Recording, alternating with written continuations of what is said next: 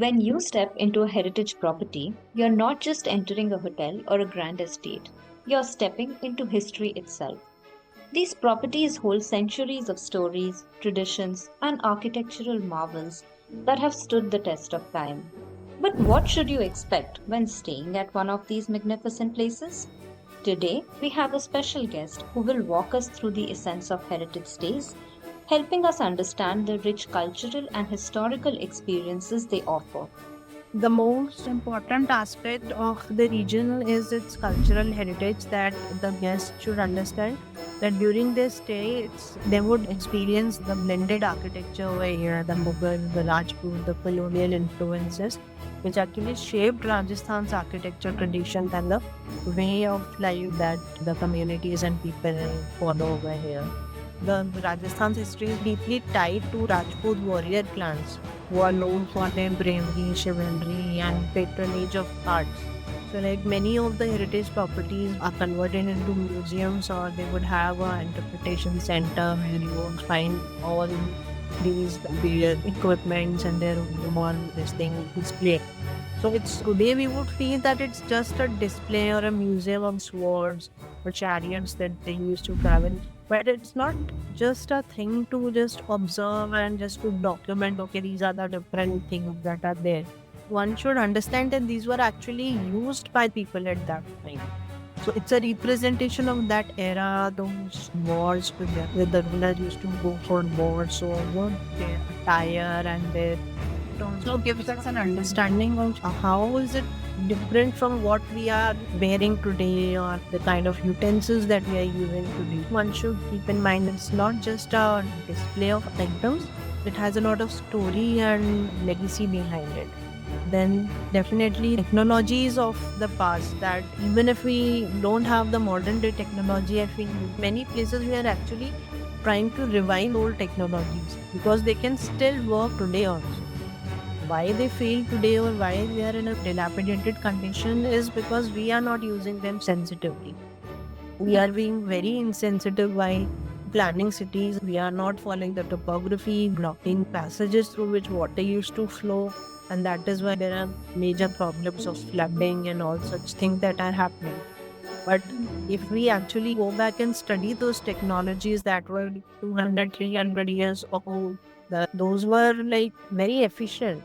We can't even match what we are doing today. I'm not saying that people are not doing anything progressive today. They are definitely, but older technologies were still very advanced for their time. So that is another thing that people should observe. Then the tradition festivals and events.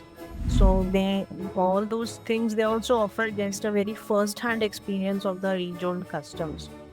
So that all should keep in mind. And the indigenous crafts and art forms, handlooms, textiles, blue pottery, miniature paintings, the block printing, and these are displayed in different heritage hotels. So guests can actually engage in the workshops to appreciate those craftsmanship, which are very when they have a backing to these traditions.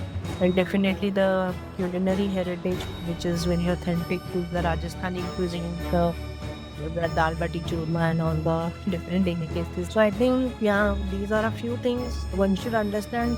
They're not just there for presented by the vintage properties just for superficial experience. These are the old age traditions. While staying in a heritage property, you will likely explore the surrounding cityscape, which is just as rich in history.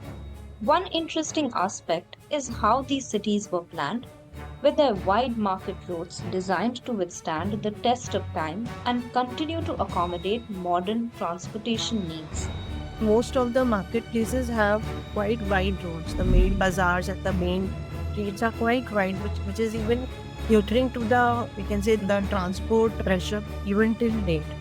But yes, definitely there are narrower roads, and I don't think that there is very much difficulty in taking even your two-wheelers into those streets. But one should not expect that you can take your luxury cars into those narrow streets and all. Even the people, the owners on the homestays that are provided by the owners in the world city, They take care of their guests that they do not have any much problem in commuting within those narrow streets.